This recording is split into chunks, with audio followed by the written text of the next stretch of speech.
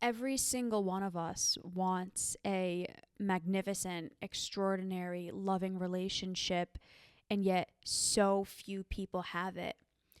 The truth is, most people's relationships are absolutely terrible behind the scenes, and we're going to dive into why. Relationships face the downfall way before anyone ever noticed. And it's literally that is the problem. Hey everybody, it's Bianca.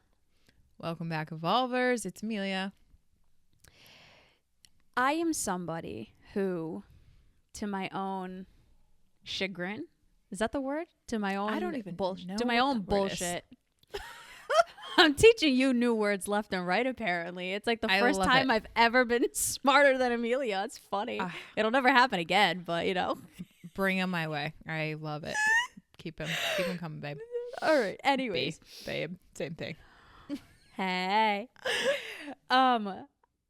Relationships have always been the kryptonite in my life. Like, aside from lately, the first 29 and a half years of my freaking life were bad relationship after bad relationship after bad relationship, and I couldn't get out of my own goddamn way. I couldn't understand why this kept happening and why I couldn't attract a healthy person into my life to save my life. And this is a struggle that so many of you go through too. So many of you are having such a hard time really attracting magnificent partners, being a magnificent partner, having magnificent relationships. And yet it's the one thing that people desire more than anything else. Love and marriage and the whole love and relationship experience is something we all want, but yet so few of us ever actually get it. And we're going to talk about why. I am not an expert on relationships by any stretch of the imagination. You know, I've done over 5,500 therapy calls to date as of today, which is really cool. And I've worked with a lot of people struggle. Every single person I've ever worked with has had relationship issues as well. And so it's hard not to see patterns and trends and themes and so on and so forth. And so I've used a lot of my therapy calls, and then I've studied a lot to understand this better. However, this is not my area of expertise. It is Emilia's area of expertise though. So we're going to kind of do today a little bit differently, and I'm going to essentially interview Emilia so that you guys listening can get the most value possible from this episode. So, let's start off with a different question just to get us started. What makes a good relationship? I'm going to start there. And then the question after that is, why do people struggle so much to then have that? But so start with the first question, and I'm going to genius filter the living shit out of this. So yeah. If I pause you, I apologize, but it's for the listener. It's all good. No, I appreciate you having the humility, the vulnerability, and the courage to be in the chair that you are in right now. And I have so much more to learn, however, in coaching and helping so many couples at this point and so many conscious singles. And this has been a Jamie Jam zone. I think we spoke about it in another podcast, an unconscious competency. I'm so good that I don't even know how good I am in this. I'll say things and I'll bring words into the fold that don't make sense to anyone because no one's ever studied this. But this has been an area that I have studied in and out and still continue to do. This is what I do on my free time. Like, that is funsy, reading relationship books and psychodynamics about relationships and conflict. That's fun for me. So while people are going out partying on a bar on Friday night, I would, crack open a book and learn about relationships. Or study the latest research. So anyways, That being said, first question. So I was listening to a podcast actually this morning, touching base back with one of my mentors from like 7 years ago, who is a long time running psychotherapist who specializes in relationship issues. And he is someone who has this thriving business in North Carolina, private practice, really focusing in on psychodynamics and the psychodynamics of relationships and relationship repair. And so like he was someone who was influential in my life at the time. And the reason why I was touching back on his podcast, on his work and whatnot, was because Alan and I to date, you know, he and I, my partner for any new listeners, Alan and I have been coaching relationships for now 4 years, relationship talks coaching. And so we've gotten behind the scenes of a lot of people's lives, and every single week producing another podcast, right? The Conscious Couples podcast. He and I are always thinking about what would be helpful to learn or to share with our listeners that conscious couples are going through right now, right? Because there's a lot of ways you can ruin a relationship. There's a lot of ways you can mess it up. And so I was touching back on that mentor and kind of seeing like, what is he doing right now in his work, considering he's kind of on the opposite end of his career, right? What is he talking about? And what I found was really fascinating to the question is that the same things that he's sharing at the tail end of his career of 30 years being a psychoanalyst and a psychotherapist with specifically relationship issues is the same exact things that Alan and I talk about and do with couples day in and day out, which I thought was really validating in a way. And also to bring why I share this to the question that you first ask, it is to have a good relationship. It is so hard. It is so difficult. On the surface, to have a surface level good relationship, it's very easy. But to have a long-term, sustainable, quality relationship that can manage, navigate, and embrace conflict of being two separate individuals coming together and creating a meaningful partnership, that is one of the most challenging things that couples do. And one of the biggest reasons why, to answer your first question, is because most of us, the large majority of us, are extremely selfish, and we don't realize how selfish we are. Woof. I said what makes it good first, not dive into why it sucks, but all right, let's just hammer it. Well, I wasn't finished. The reason why it becomes good is because the flip side of that, we learn the biggest key set, or skill set, sorry, the biggest thing there is conscientiousness, meaning I recognize that I have wants, needs, and values, goals, aspirations, etc. However, I am in relationship to one other person who has an entirely different set of needs, wants, values, aspirations, etc. And so the more conscientious someone is in a relationship is what, in a nutshell, makes relationships good and can bridge into the great. But if we don't acknowledge our level of selfishness, that is quite literally impossible. Okay, I know a lot of people are going to be listening to this and they're going to say, I'm not selfish though. I give so much of myself to people. I always put people first. My needs are actually never getting met. Like my partner's needs always come before mine, and that is the issue. Or even in friendships, it's like I always feel like my needs are never being met, and this person's needs always matter more than mine. So how does that go into what you're saying? Yeah, thank you for that. So exactly to that case. So most of us, the easiest way to simplify it is the fact that what we just spoke about is on two total spectrums. When you get into a relationship and you start to put the entire other person's needs, want, desires, etc. out like before yours, that's not a quality or a good relationship. That's where you fuse identities. You lose the autonomy and who you are at the expense of the relationship. So any good quality relationship recognizes and takes an active support role in the autonomy, the individuality of each person within the relationship. So if you tend to fall on the end of I'm putting my partner's needs first, that's more of that martyr type role that pulls away that quote unquote nuanced differences between you and your partner that essentially attracted you two together in the first place. And it zaps that spark because there's no gap essentially for you two to learn each other and to understand that there's two separate identities that come in and engage in a relationship for. And so it's like, we always say this at the We, I'll take care of me for you if you take care of you for me, which is essentially acknowledging the fact that we all can either go into this martyr type role where we martyr ourselves, put all of our needs last, and just serve and become subservient to the relationship, or we're on the complete opposite other end and we're wildly selfish and we don't even take into consideration our partner.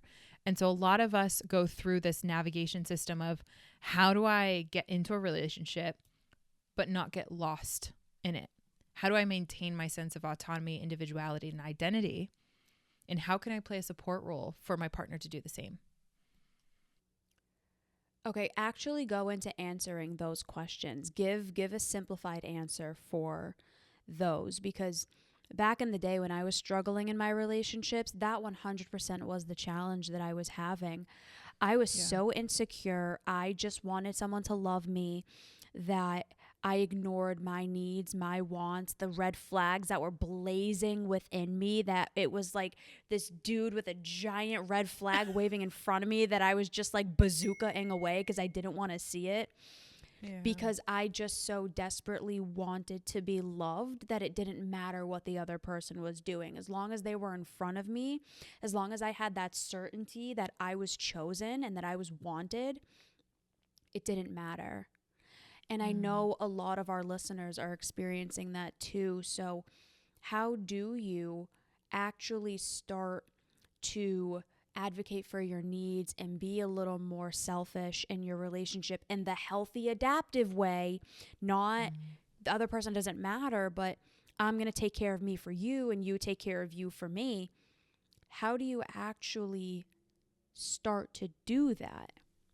Because that's a lot easier said than done, especially for a lot of our listeners are people pleasers, or a lot of our listeners are people who have had a history of destructive relationships and destructive attachments with all of the people in their lives. So how do you actually start?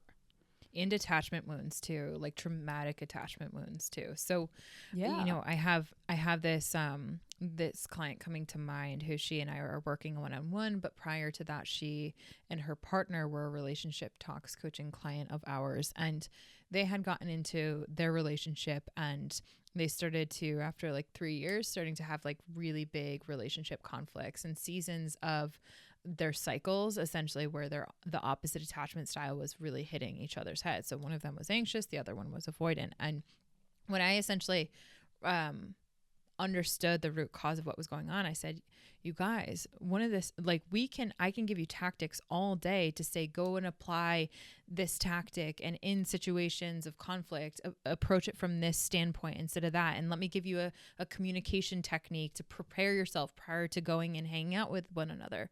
But none of that matters, or none of that will be effective, because at the baseline, what I'm seeing is patterns of emotional dysregulation where both of you don't even know how to self-soothe yourself.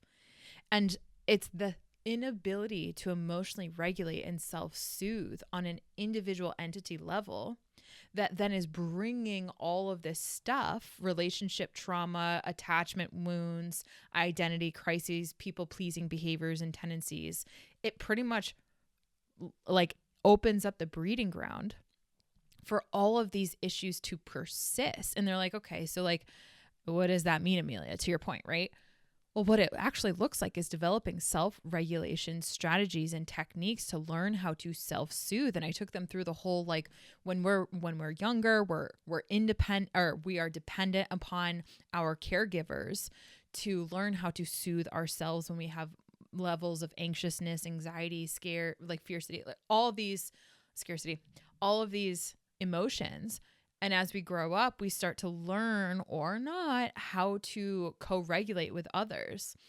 And then when we start to get into this dating world, it depends on whether or not we have self-soothing and emotional regulation strategies that allow all of these challenges to continue to behave in the way in which they do in our relationship dynamics. And so I said, honestly, you guys, I think that what would be far more effective for the both of you, instead of working on your communication challenges, right? Air quotes, is to learn how to ground your emotional capacities. Learn how to do and apply in real time grounding techniques. Learn how to breathe. And they're like, what? Learn how to breathe? Yeah. It's something as simple as, where is your breath right now? It's something as simple as, what am I actually feeling? It's something as simple as challenging the thought that says, well, I need to change who I am to be loved. And saying instead to ourselves, well, what if you continuing that thought pattern is actually encouraging you to become something else that ultimately isn't your true, authentic, and sustainable version of you? So what we took, what I took that client through, and we're still working on it, is genuinely be like emotional regulation techniques. So when to spot when your body is hijacked, when to know when your central nervous system is dysregulated, when to know when you're going into fight, flight, freeze, fawn, collapse mode, right? What's the difference between your dorsal vagal and ventral vagal states? So it starts very, very small, but if you don't have the skill sets to be able to self-soothe, good luck, right? And that's why I said at the very beginning, relationships, they really start to downslide because they're trying to apply what they hear or what they search on Google without actually like focusing in and connecting on, where's the breath, where's the body, what is my central nervous system doing right now, and can I actually regulate myself to have a conversation with my partner, to show up as my authentic self. Most of us, an ode to Gabor Mate's work, choose attachment, so choose to belong. This is where our people-pleasing tendencies come over. We'll choose that over our levels of authenticity. So what we actually do think, feel, and believe. And we do that because our emotional state gets hijacked. Our central nervous system gets hijacked, and we don't know how to self-soothe and really take it down a notch. Would you say that relationship issues are actually self issues that are getting projected into the relationship? 1,000%. Relationship issues are a byproduct of our central nervous system issues. Why do people stay in shit relationships even if they know that it's wrong for them? I did this like a son of a bitch. Like I knew the relationships were terrible. I couldn't get myself out of them.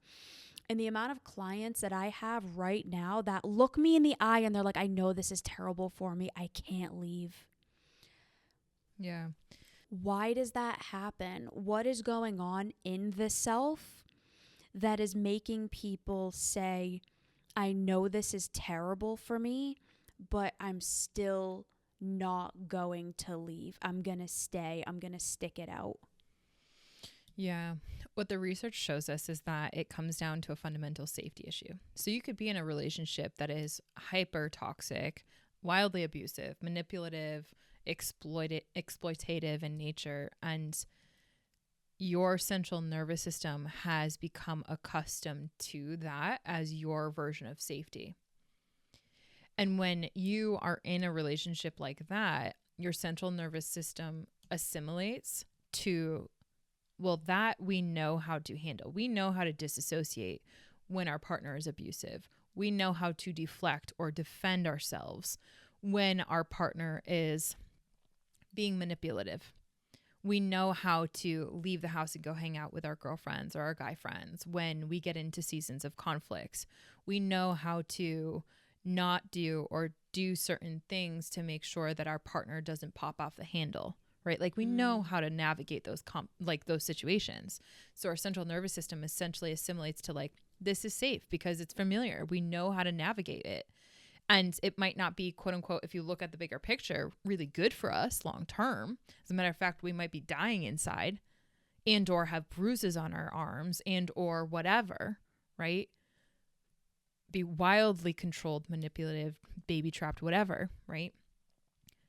But that doesn't necessarily mean that your central nervous system says, hey, see that thing that we don't know, that's unfamiliar, that we've never actually tried before in our life or had anyone model for us? Let's go try that. That sounds fun. That sounds like it's going to be safe. Essentially, our central nervous system says we don't know how to handle that. We don't believe in our capabilities. We don't have the skills to even venture outside of that. And if we do even contemplate that thought, I was on a phone with a client yesterday who's in this, like guilt all around. There's literally it's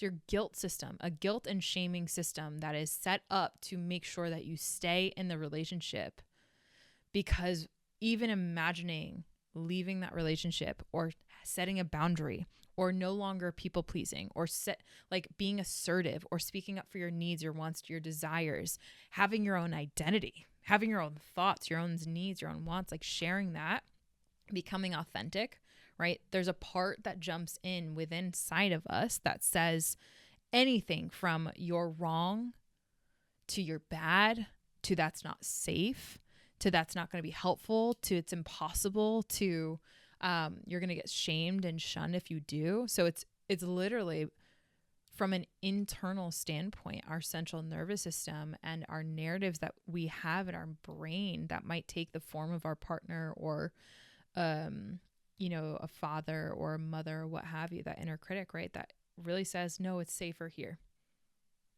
The devil that you know is safer than the devil that you don't, essentially. How do you get someone out of that, though? Because for someone who's maybe not in a space where they're ready to go to therapy yet, or they're in therapy, but they just can't seem to get out of their own way. Like the therapist is giving them every reassurance. The coach is telling them, hey, you're going to be fine. We're going to figure it out. They have all the coping mechanisms, whatever, but they still can't get out of it. Yeah. What do you say to them? So what I would say to them is very similar to what I said to two clients actually yesterday. I had said the container that I hold is not to tell you what to do or tell you what would be better for you or to give you the answers or to suggest what I believe you should do. The space in the container that I hold for you is to create enough safety within your own central nervous system to put back online your analytical brain, your contemplative brain, the parts of your brain that actually allow you to weigh effective decision making and actually have you thinking out more long term to realize the implications of your decisions that you're making today, and that in a fight or flight activated, non-soothed central nervous system it is to create a container of safety to where you actually, for a moment in your chaotic life, can actually think outside of what you're currently in. And so for me, that's exactly what I said to that client. My job is to create the safety for your central nervous system to contemplate what your actual truth is. Not for me to tell you what to do. Not to tell you all the research and how you are literally on track to become a statistic of domestic violence. How you are on track to become a statistics of women who are single mothers. Not to tell you the data that is so widely accessible, but rather to give you a sanctuary of safety so that you know and you can actually visit the parts of you that are whispering inside of you. Not only is this not right for me, but it was never right for me. Because from that a seed that can plant from safety is far more probable for someone to actually make adequate behavior change for them than it is a seed that's planted with just simply information. You know what I think the other part of it too is people need to stop villainizing the pain that they're going to feel when they leave. Oh, so true, B. we're so scared of the pain that we are going to feel when we leave, and we catastrophize it, and we play out this narrative that it's going to be the end of the world and I'm not going to be able to deal with this and this pain is literally going to kill me. That's what I felt when the last that really toxic relationship that I was in when we first started Evolve. I didn't think I was going to survive. Yeah. I mean, I was living with this person. I didn't think I was going to be able to get out of it. I didn't know how to be on my own. I thought the pain of leaving was literally going to kill me. Right. You weren't capable of handling or managing or self-soothing through that pain. Right. Again, back down to self-soothing regulation techniques. It wasn't true. It wasn't true. It hurt. It did. I mean, it took me a while to work through that. But it wasn't as bad as I thought. There's so many people listening to this show, or who should listen to this show in this episode right now, who are in a really, really bad relationship. And the thing that you guys need to realize and remember, number one, love is not enough. It doesn't matter how much you love this person. You can't love someone into changing. You can't love someone into growth. You can't love someone into not harming and abusing and manipulating you. It doesn't work. You can't love someone into caring about and for you. True. It's not enough. And if you continue trying to build the narrative that if you were just good enough, you'd be able to get them to change, you're going to spend your entire life playing a losing game, continuously being harmed and neglected and abused, or whatever the case may be. And then gaslighting yourself about it. 100%. Number 2, leaving will suck. It will. We're not going to sugarcoat it. Okay? It is going to be bad. But not as bad as you think. It's not going to be as bad as you think. And even if it is, there is an other side to it. I mean, I was living out of my car. Like, Emilia's friend luckily let me sleep at her place. But like, if I wasn't going to have anywhere to go, because I told myself I'm not going back home. So I had to figure it out. But the thing is, my life ended up so much better on the other side of that. And a lot of people are like, well, I can't do that. That's not true. You're just not giving yourself the chance to find out. Mm-hmm. Because that's what I thought too. And my life radically changed as a result. And the thing is, I'm currently single, but number 1, it's by choice because I won't settle and I won't sacrifice myself. But number 2, I know without a shadow of a doubt, I am going to attract a magnificent man into my life someday. And I'm going to have a beautiful, abundant relationship someday, because I learned all of these things the hard way, unfortunately. But I learned all of these things. I navigated my way out of these situations. I surrounded myself with therapists and coaches and amazing friends and people to help me learn why I kept doing what I was doing. And you can do it too. It doesn't matter if you have kids. It doesn't matter if you have a house together. It doesn't matter if you have a dog. None of this shit matters. You and your children will be so much better off, or you and your family, or you and whoever will be so much better off on the other side of you either fixing and working on a relationship that is not working, or leaving and finally building all of the inner skills that you need to have in order to make the relationship or a new relationship amazing. Seriously. Be something that you said a little bit earlier is we make these assumptions around our capabilities when we're in the heightened state of our fear, right? So like if anyone's listening, to this and thinking, okay, like,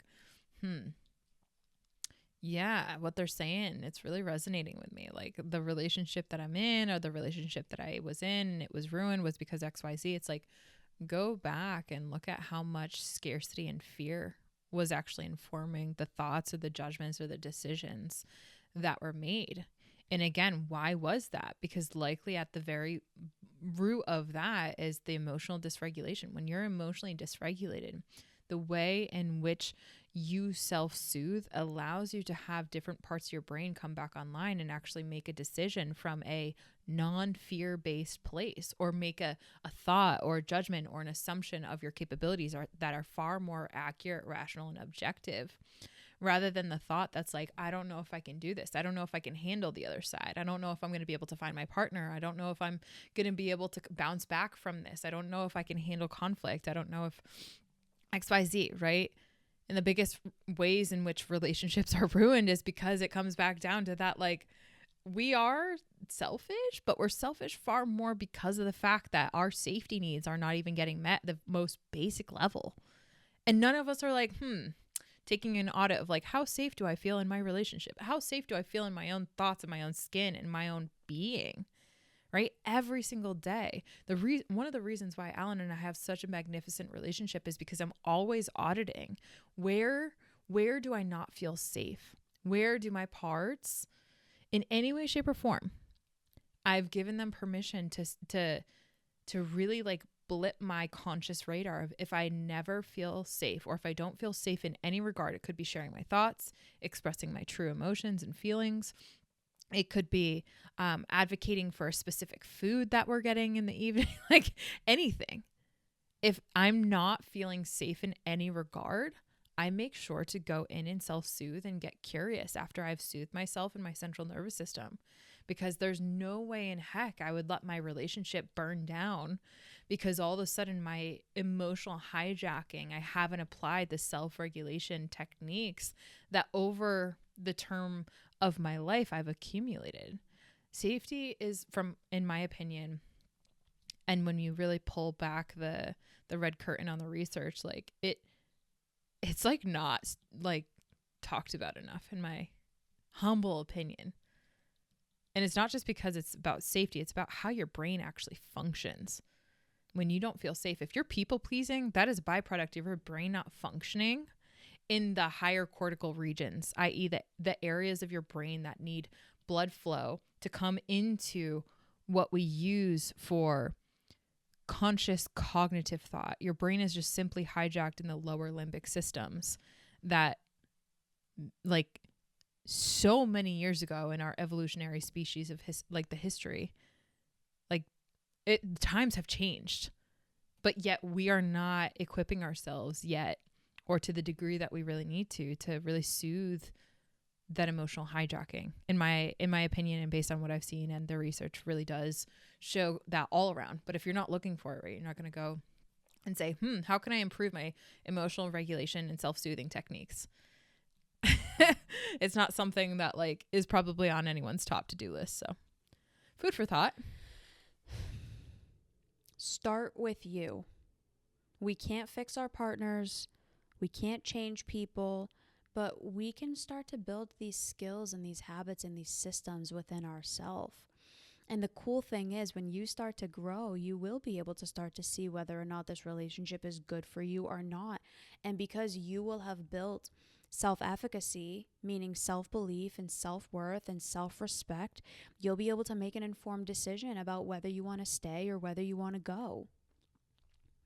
So if this is something that you are struggling with, reach out. Emilia and I are both taking clients. We have one-on-one therapy and coaching. We have the You Do You program. We're going to be launching group coaching in a couple of months, which is wild to me that we're already that far into the year. Wild. We have so many opportunities for you to feel so good about you and to get out of these destructive patterns and relationship habits that you've been in. So please send us a DM, reach out. And my episode suggestion for today is 369, How Your Attachment is Preventing You from Love. Oh, that's such a good one. My episode suggestion, in addition to B's, is 372, How to Repair a Relationship Rupture. Also, if you're watching on YouTube, drop us a comment. Shout out to our YouTube community. They've been really sharing with us how these episodes resonate with us. And so that would be amazing if you guys would comment, like, subscribe, every little bit goes a long way to put these type of episodes in the hands of people who need it most. So thank you everyone for listening. Thank you for joining us. And hopefully this shifted something in you that helps you evolve just a little bit. Just a little bit. We'll see you in the next episode. Bye, everybody.